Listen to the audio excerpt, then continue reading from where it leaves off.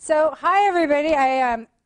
One, I love Rock Health, so I was excited to come, but also I do love physicians. And I spent 11 and a half years at Hippocrates, so I was one of the early executives at Hippocrates, and my job was to build the physician network. So back in 1999, everyone said, doctors won't use technology, they're technophobic, and so everyone said my job was to sell ice to Eskimo, or actually, what would I be selling? Anyway. I proved doctors would use technology at Hippocrates. And so now I'm an executive in residence at a venture firm, and I think one of the reasons Rock Health wanted me to come today is I have an interesting perspective being on the entrepreneur side and now sitting across the table hearing pitches. I've probably seen 450 pitches from companies since I started last summer. So, and we've done basically, we're going to do two.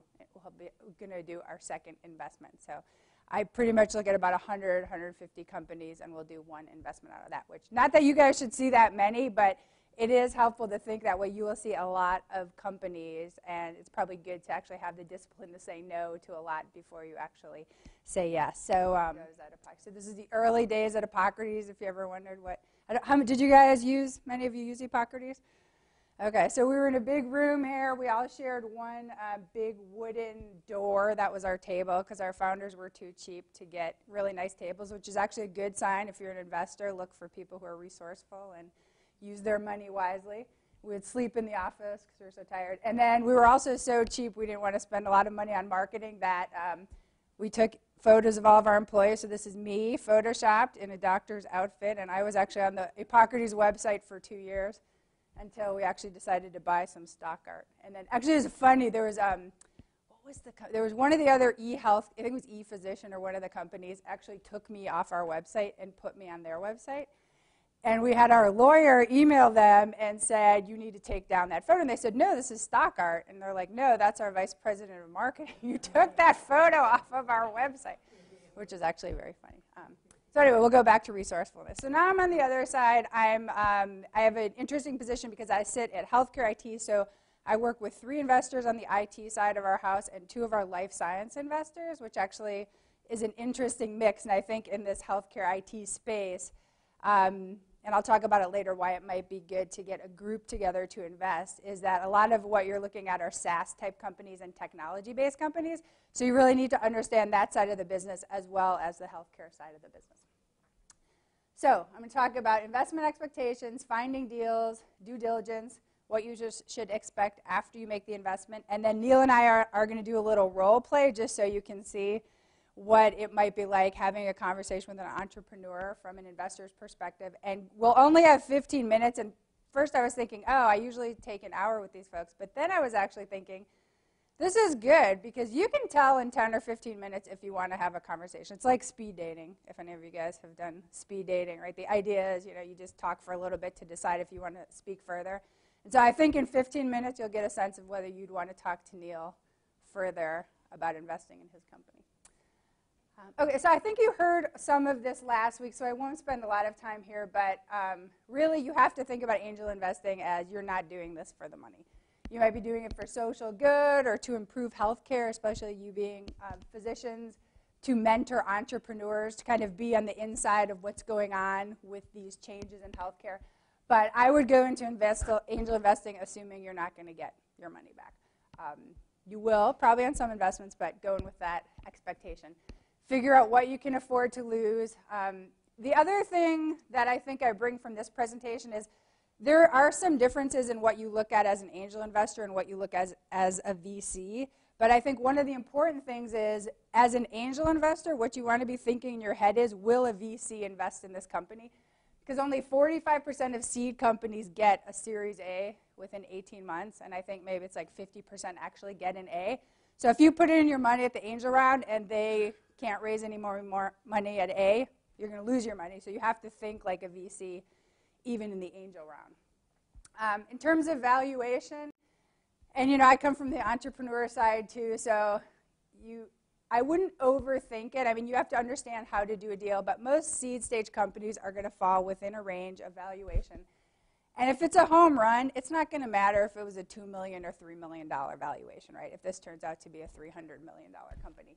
And you want to make sure you leave enough for the entrepreneurs so they feel motivated and excited and will get you your return in the future. If you take too much away from the entrepreneurs up front, I just know we've been there. It gets kind of demotivating because you feel like you see your equity slipping and then everybody else will make money except for you who's sitting there doing all of the work at the company. And then patience. I mean, you know, I would expect 6 to 8 years for the bigger returns, and a lot of times it's longer. Hippocrates took 11 years to do an IPO. Athena Health, I think, was 12 years, right? So it can take a long time for exits in this space. Okay, so I don't know how much you talked about finding deals before, but I just put together a list, and I usually don't make this busy of a slide, but I thought this is something you can take home and have more of a list. So I'll talk about some of the places to find deals. So obviously, Rock Health, you guys know Rock Health Accelerator Program. So there are actually, 20 plus accelerator programs, I think, at last count. There's probably more now since I looked around the country. I think obviously Rock Health is the best. But there are other companies. There's Blueprint in New York. There's HealthBox out of Chicago. And all of those programs are graduating between 10 to 15 companies. So you can go on their websites and look at the type of companies that are in their program. There's matchmaking platforms, so AngelList. Actually, if you guys haven't been there, here's a screenshot. Basically, you can go in and put, what geographies you're interested in. So if you only want to invest in companies in the Bay Area, you can search by that. If you just want healthcare information technology, you can search by that. But if you're interested in medical devices or other areas, you can search by that. It will bring up all of the companies, and then you can look further at the companies. AngelList is interesting. I think at the beginning it was more just for companies who were raising money, but now they're pitching it a little bit more as like a LinkedIn. So as a company, you should be on AngelList even if you're not raising money. I think it's interesting because I think if you're on there and it doesn't look like you're raising money, some investors are wondering like, oh, they can't raise money even though you didn't really need money. So all the companies aren't on here, but I do see more and more companies going on here that actually aren't looking for money. Gust, so actually let me skip to Startup Health. So Startup Health is a company in New York, and their idea is to pick up companies that go through an accelerator program that aren't yet ready for venture funding, that need a little more help, and helping them get customers with hospitals or pharma companies, et cetera. And they actually have put together a pretty good database. So right now they have 2,500 companies. These are all healthcare. So versus AngelList, which is the entire list of companies, Startup Health is just healthcare companies. Most of them are digital health. And you can see the number of entrepreneurs on there, VC firms, angel investors. And it's the same type of thing. They actually have a more detailed search function, so you can search by stage. So I just want seed companies. I just want companies that are focused on social media and healthcare. I just want companies founded in the last year, et cetera. And I mean, whatever search you do, you'll probably find at least 20 or 30 companies that would fit your criteria. So I think that's a good source to go to look for companies. Let's see, venture capitalists. So I actually would love to know more angel investors personally because I see a lot of really early stage companies that are just too early for us to invest in. But I would love to actually be able to recommend them to investors that might be interested in that space. So the more you can become friends with venture capitalists, it works both ways, right? Like if you're a good venture capitalist, they're not going to send you a bad deal.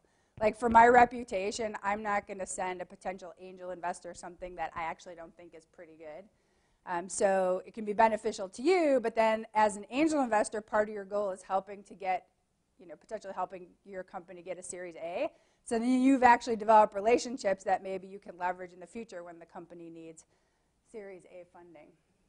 And you can ask Hallie. There's probably like a core group of 10 to 20 venture firms that are really focused on healthcare IT. And so you can find out who those are and maybe even try to reach out and meet some of the partners at those companies. Demo days, obviously Rock Health has a great demo day. Conferences, I think Rock Health does a really good job on their website of actually listing the upcoming conferences, and I think some of those are good places to see really early stage companies present, but also just learn about the trends in the market, so it might help you develop your investment thesis. There are some crowdfunding sites, so I don't know if you guys have been to Health Starter or Health Tech Hatch. Basically, it's like a Kickstarter, right, where a company will post, so they're trying to raise $50,000, and then you can see how many people have invested in those companies. There are meetups in San Francisco, so I actually go to the SF Health Technology Forum meetups probably every other month. They'll have different topics. I just got an email today. The next one's on diabetes and early stage companies that are focusing on helping focus on diabetes across the continuum of care. So there's usually a mix of venture investors there, entrepreneurs, just people that are interested in the healthcare space. LinkedIn group, so I'm actually only in one of these, so I don't know how good they are, but there are actually a bunch of LinkedIn groups that are people that are interested in investing in the digital health space, and they'll have discussions about companies or just trends in the market. Those might be interesting. And then accountants and lawyers as well. If a lot of times they will find out about companies that are looking for money. So any questions about the sources?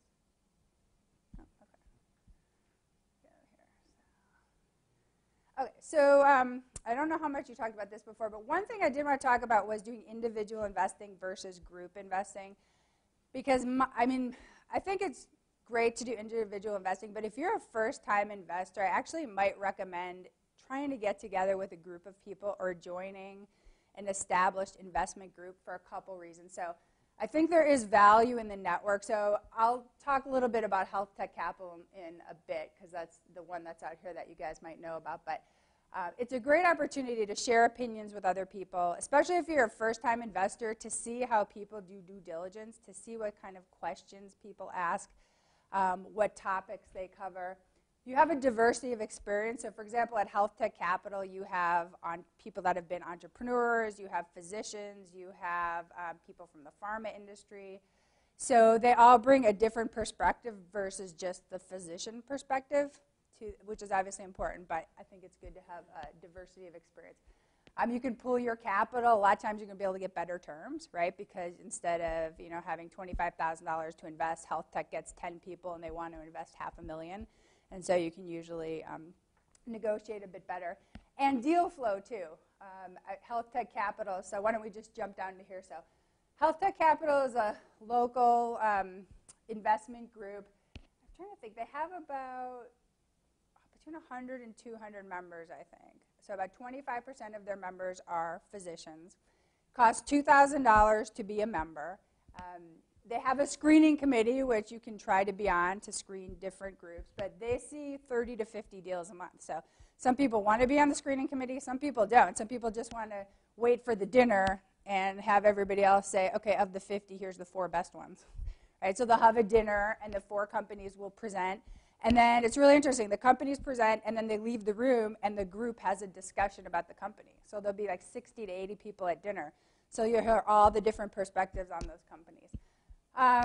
But you still invest as an individual. So Health Tech Capital doesn't invest as a group. So if Health Tech Capital likes it, they'll go to the members and say, who's interested in investing in this company? And 4 people might be interested, or 20 people might be interested.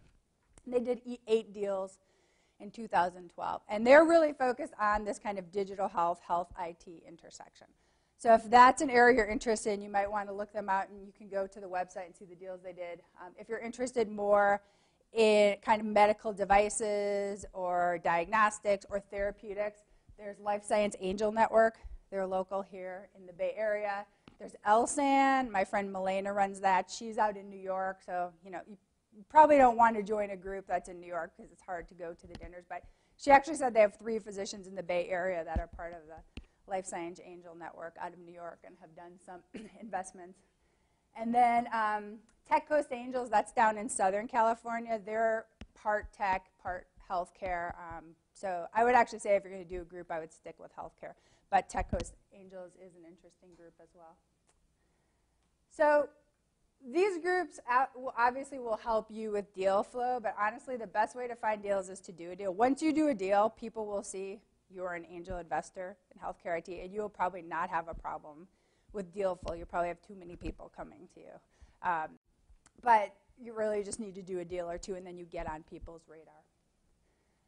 Okay, so I'm going to switch now to more thinking about due diligence. And I put a couple slides here about how I think about it from a venture perspective, but I think a lot of these are the same things you should be thinking about. So the 3 main things to me are, how big is the market?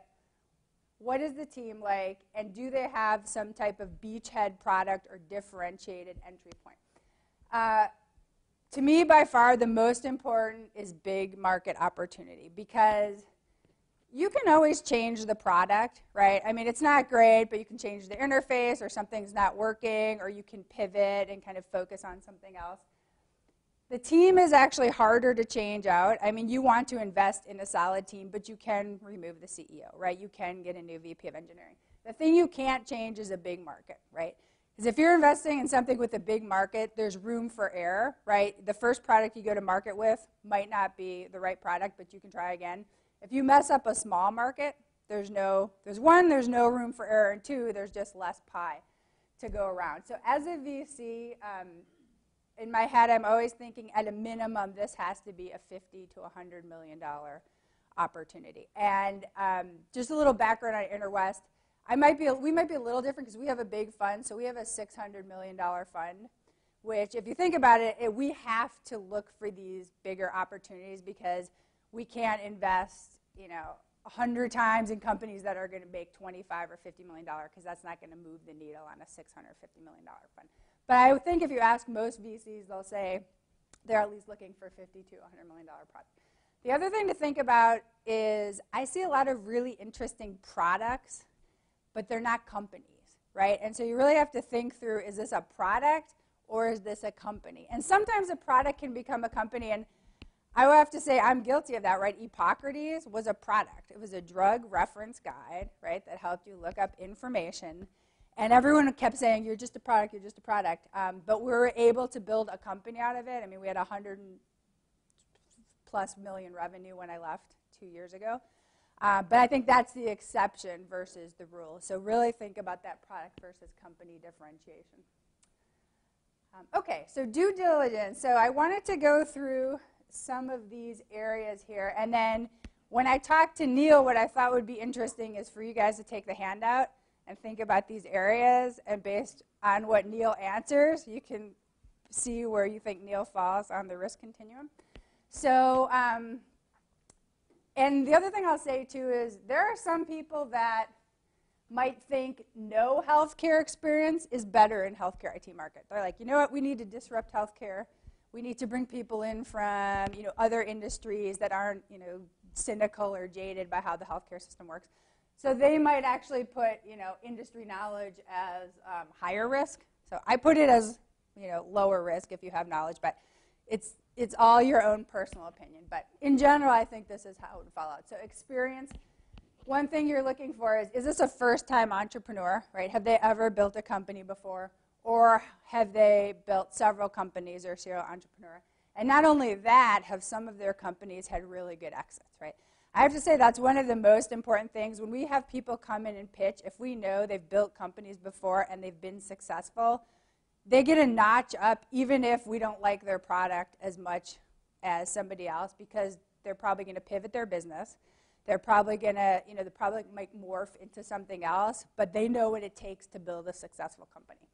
So I would put lower risk there. The team, so at the really early stage, it's going to be really tough for a full team to be in place, right? But as many people in place as can be, right? So a really good technology lead, kind of more of the sales lead, so somebody that can, balance sales versus product. What's higher risk is if you have big gaps in the team, right? So you're a SaaS company and you have nobody that's worked at a SaaS business before, right? The other thing is it's top heavy. So if you see if there's 5 people in the company and 4 people all have C in their titles, you have a chief medical officer, a chief marketing officer, a CEO, and a COO, and there's only 5 people in the company, that's a bad sign. So I would put that on higher risk over here. Industry tech knowledge. So, this can range, right? People who have been in healthcare 20 plus years, understand the market. Then you have the people who are like, oh, I just really like healthcare. My uncle's an MD, and sometimes I talk to him about medicine, right? And not that that's not, a good person to invest in. They're obviously passionate about the space, but that's a little higher risk than somebody who understands the ins and outs of the healthcare industry. The product, so, right, higher risk is somebody sits down with you, has no prototype. They always talk about drawing a picture on a napkin, but, a lot of people, or, they just have a picture on a piece of paper. That's a lot higher risk, obviously, than if you have a prototype or your product's in beta or the best is that it's already launched and you're seeing usage and they can give you some stats on the product. That's kind of related to traction here, right? So you have none versus usage.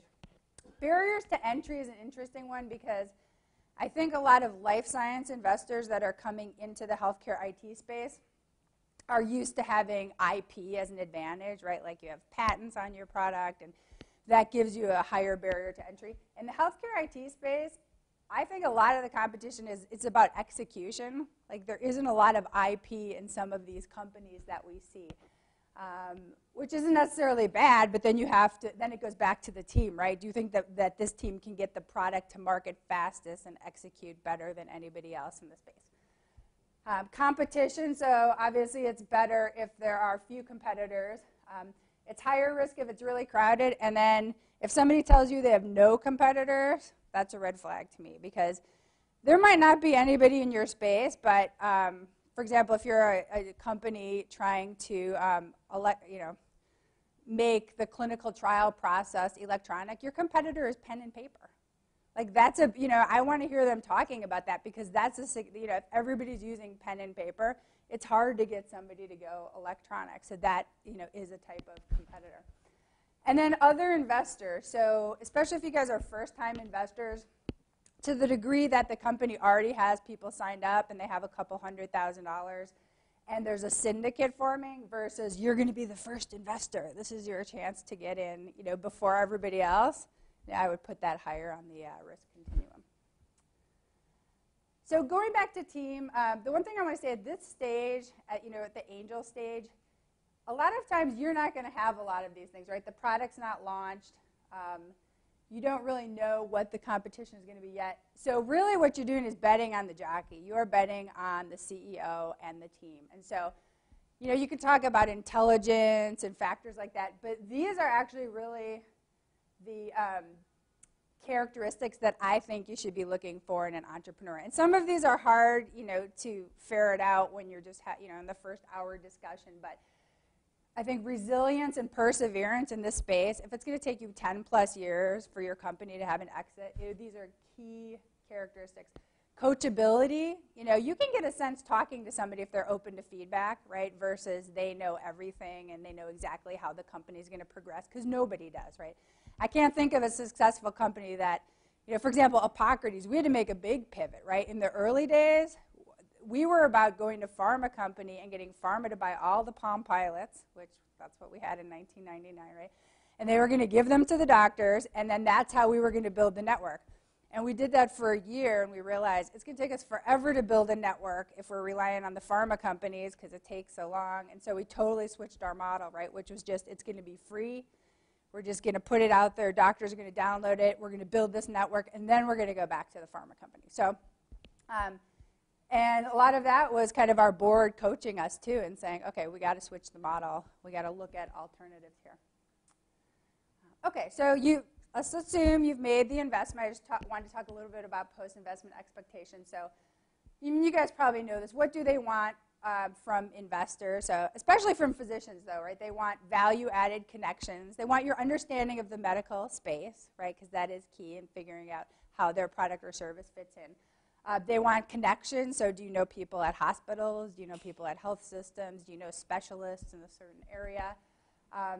They obviously want your money. And they want advice, and I put now and then in there because if you're betting on a good entrepreneur, you actually don't want to be bothering them all the time, right? Like part of why you're giving them money is you are assuming that they have a good idea and they know how to get to market, and you want to provide value when you can.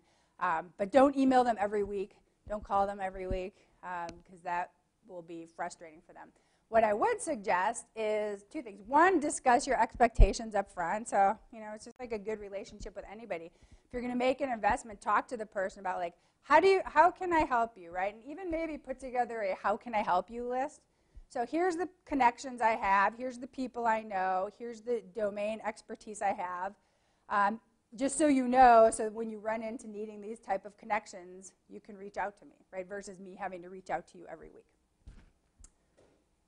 Okay, and then the last slide is beer, which is at this early stage, part of the investment too is do you like this? Like first, is it a big market opportunity? Do you like the idea? But also, do you just like this person? Is this who I want to sit down and have a beer with? So especially if you're a venture capitalist, you're spending a lot of time with these people. And so you want to feel like this is somebody that you like and you trust and you can have a good relationship with. We have Neil Bravesoul from Labdoor, who's one of the great entrepreneurs in the Rock Health program. And we are going to simulate an investor pitch discussion. And, well, I read a little bit about your company, but why don't you just give me a real quick summary? What is it you guys do, and what problem is it that you're solving? Yeah, so what Labdoor does is it uses science to tell you what's really in your consumer products. And so our first product is basically, think of it like a consumer reports for the supplement and energy drink industry. And so you know how the supplements are and how energy drinks are. It's really confusing to understand what's really inside. How safe is it? How pure is the product? Does it actually work? And so what we've done is we've created a system to grade these products on an A through F scale that basically takes into account this balance between does it work and is it safe. Okay. So who's the target market? Because I know a lot of people take supplements. Yes, so it is. So there are over 200 million users in the U.S. alone of supplements, and over 15 million of them spend over $500 a year on their supplements. So is that your target, or I mean, how can you go after all of those guys? Is there like a smaller slice of the market? Yeah, so what we've talked about is this idea of this large group of people, so this 15 million group of people, who are these super users. And right now they're taking millions of hits a month onto forums like bodybuilding.com and Reddit. Okay. And they love talking about it. Right now it's a very social process. I ask my friend whether they like a supplement or not, or I call my mom who's a doctor and she maybe tells me to take a certain vitamin. But I don't really know that that's scientific, that that's true. And so what we're trying to do is basically enter that social process that already exists with some real data. Okay. Well, tell me a little bit about yourself. How did you get the idea? What's your background? Sure. So 4 years ago, I started an FDA-registered product safety lab. And so I'm a chemist by trade. And what we did was for manufacturers and for the FDA, we tested products. So we would reverse engineer products, figure out exactly what was inside them, but also figure out what sort of pesticide, heavy metal contamination may be in there. And then manufacturers own that data. So they would spend $5,000 or more per product to get this information. And then it would be hidden. Consumers would never see it because manufacturers had it. And the FDA doesn't regulate this industry. And so for me, it was extremely frustrating. I knew we had to figure out a way to pull this information and turn it towards consumers. Because they're the ones that actually have to put that in their body and actually have to make sure it's safe.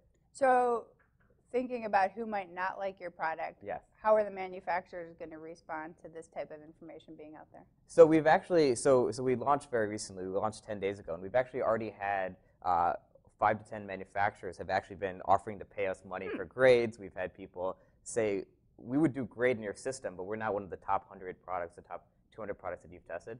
We want to be on your system. We want to take that out. And so we've had on both sides, actually, manufacturers who are actually very excited to be on the platform because they know they've been doing pharmaceutical-grade products for years, and they don't get the credit for it because they don't have the marketing budget, right? They don't have the ability to get to market. Okay, that's interesting. So you're one of the few really early-stage companies I talked to that actually has launched their product. So tell me a little bit about how many users you have.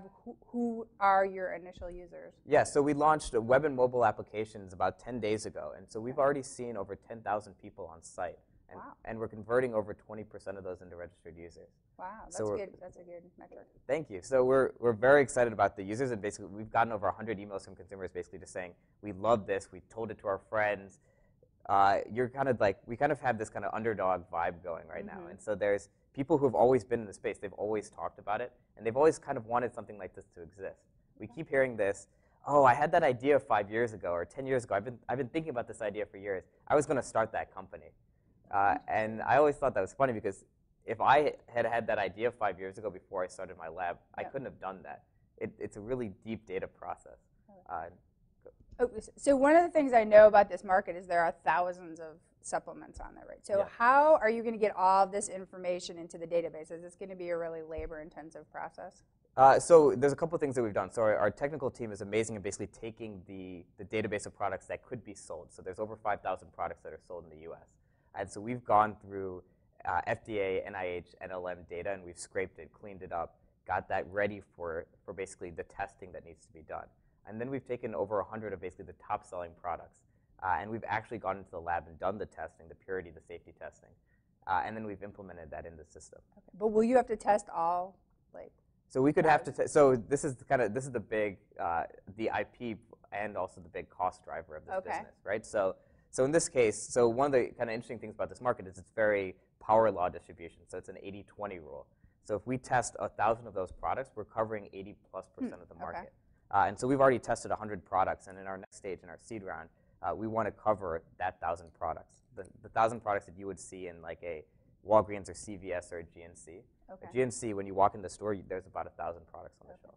And how are you, I mean, in a lot of the non-healthcare space, you see a lot of people using technology like cameras on the smartphones where you're actually crowdsourcing information. Are you thinking about that? Because that's one way to leverage your model and reduce the costs of developing the content. Actually, we haven't launched it yet, but we've built out the capability to run a campaign at any time to basically source this information and actually have people pay for some of the testing. Okay. So the equivalent of basically a crowdsourcing type project to fund the projects that people actually want to see tested. And so whether that's a manufacturer who wants to come in and sponsor their own product to get it tested because they believe it'll do well, or a consumer comes in and they want to do the same thing. But in this situation, we have this one system, right? All money can come in from one place. It's very open and transparent. And we're able to blind studies and have basically this data is present to everyone, unlike the existing system. Okay. So who's your competition? Are there sites out there today that you can go to find this information? So there are a number of sites there are a couple sites that do basically this in other industries. And so Good Guide is a company that has done this rating system, but for sustainability. So how green is a company or a product? Okay. Fruiticate has used labels to try to explain how healthy foods are. And then Consumer Reports has been in the space a long time, but tests kind of a wide range of products. Okay. And so all of them have kind of this breadth of products that they've done and kind of around the area. Okay. But the real, as you were talking about before, the real competition is right now is kind of Googling something. Like I want a Red Bull review, and I just go to Google and I type that in, and I get some random blog, or I get an ad, or I get a store. Okay. And that's really who we're trying to convert right now. Okay. Interesting. So I know the supplement market is what, like $30 billion? Yes. So how big do you think your market opportunity, though? Because are you thinking about going into commerce? So we've targeted three key business models, and one's current right now. It's the users, right? So there's a freemium model with a targeted product recommendations. You could think of like a Mint type system. That's where we're at right now. We're also looking at both commerce and data in the future. So commerce right now can be affiliate links into products. So you're in the purchasing decision, and you can start getting 5-10% of that if someone purchases. But we'd actually like to build the type of brand that people would trust enough to buy from us, like a Zappos type company. Okay. And over the long term, data is still very important. The same data that we did at Avamine at my lab that we made millions of dollars off of, manufacturers are still looking for this information. Mm-hmm. And so if you think about like a UL type system, how every electronic now has a UL rating, yep. We want to see Labdoor be like that for supplements, energy drinks, and all of the other types of products that we could test. Okay. So going back to having the users pay for a premium product, how are you thinking about that? Because there's been a lot of companies out there that are trying to do this freemium model where they have some content in the free product and then some content in the premium product.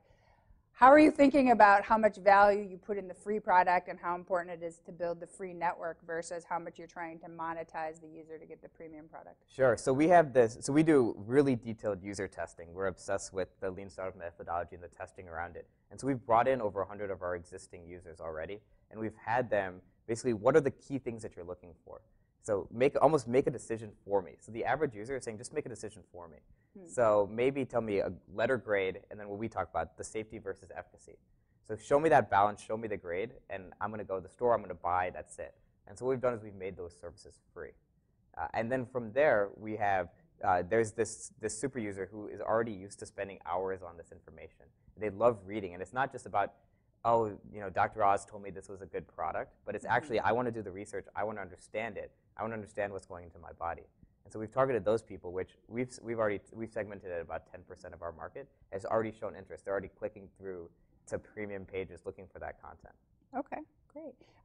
You mentioned it sounds like you have some pretty interesting technology and IP. So tell me about some of the other people on your team and what their backgrounds are and how you guys fit together. Sure. So these are, there's actually basically 2 startups that were sold to basically create LabDoor. And so that happened last year. So I came from a lab setting.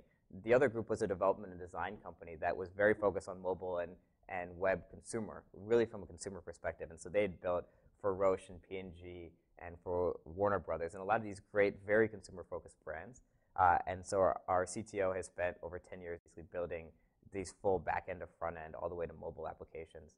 We also have a full-time designer, and then we have a front-end engineer who just has this great passion for what I guess everyone hates to call growth hacking, right? This idea of talking to users, figuring out how to get this to scale, and leveraging the existing communities that are already in to figure out how to make this thing grow rapidly from the beginning. Do you think this can be a $100 million company? Yes, absolutely. Actually, we've marketed out the over $40 billion that's spent in this space, and we've targeted $1.3 billion. That's our addressable market. So we've looked at subscribers and that group, what percentage of subscribers and targeted referrals we can convert. And then we've also looked at those models, the Zappos, companies like Carfax that really own this data and take an industry like used cars and disrupt it and become the market leader. In these types of industries, in a Carfax, UL, Morningstar, a lot of these settings, when you build that brand, there's only one company in that market. There is no second used car market.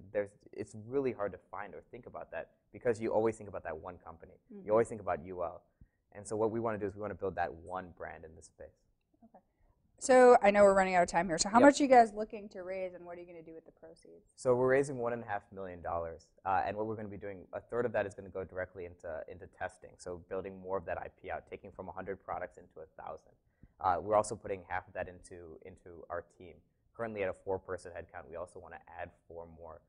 In the order of kind of importance in this, what's our bottleneck type situation? We're looking for a data scientist immediately. We're also looking at a mobile developer, a user experience designer, and then a community manager. Okay. And do you have any people that have committed money already? Yes. So through the Rock Health program, we've already had 100,000 committed through their seed programs. That's Kleiner Perkins, Mayo Clinic, More David Dow, and Avatar Ventures. Okay. Great. Well, I have to run because they're calling me to the next meeting, but it was really nice meeting to you, and I will have a meeting with our team next Monday, so I probably won't get back to you for like a week or so, but if I don't get back to you, ping me. Awesome. Okay. All right. So you did a good job. Thank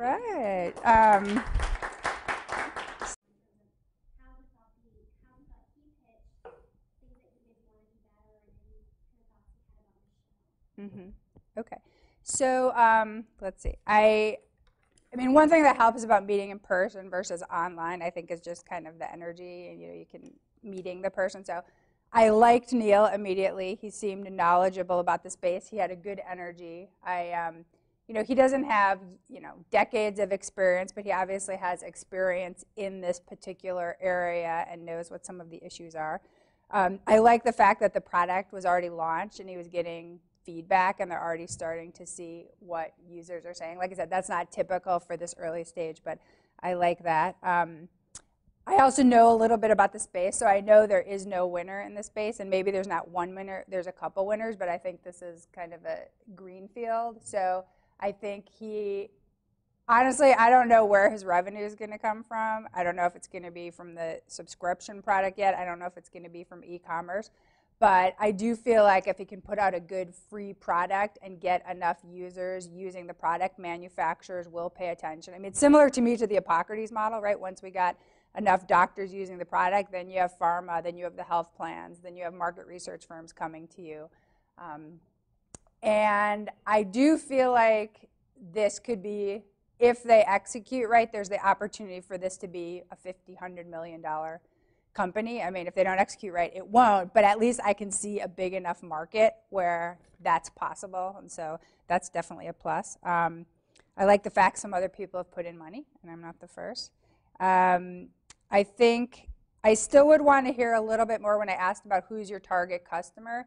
15 million people, to me, isn't a target customer. I mean, that's an addressable market, but I think, having focus and thinking about, am I going after the moms, right, who are really concerned about what their children are, it's in their children's food, right? Or am I going after the power athletes, right, who are, spending 3 hours a day researching these supplements?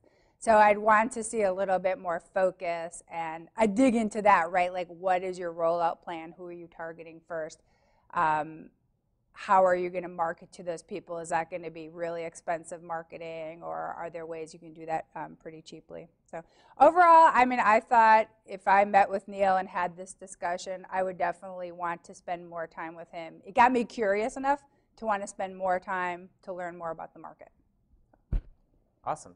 Yeah, I thought it went really well. I immediately thought of that because in our actual meeting that we just had, we did actually have that. I actually said that those are the target markets, right? And so for us, we had talked about super users who just find us naturally, right? Versus what we have to create this brand that lots of people, that could be useful for the general public while having this great deal of information for those people. So yeah, that's definitely something I thought I missed. Usually, if I had more time, I'd love to talk about the firm, right? So what companies have you invested in? I always like going in with what are the kind of couple investments that are most like Labdoor going in. So I always want to say there's a 50 company portfolio, but Hippocrates may be something that I want to talk about because there's a very clear connection. Or especially with sizes. So what are the check sizes? What's kind of the process through this? It's very important for you, especially with angel investors, to be very upfront because we can talk. I hate doing an hour-long talk and then finding out that you're not investing this year or you're not quite ready.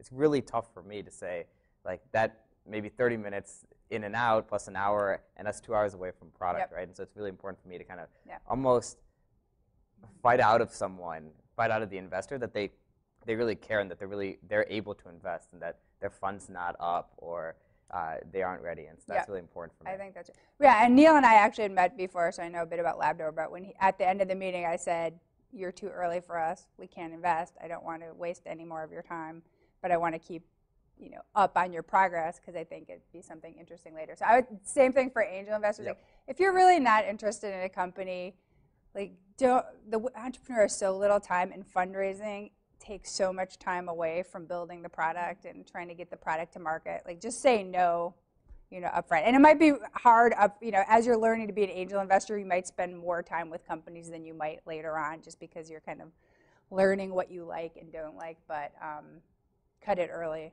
Just be really honest. I think that's just the key. Yep. Yep. So, okay. Awesome.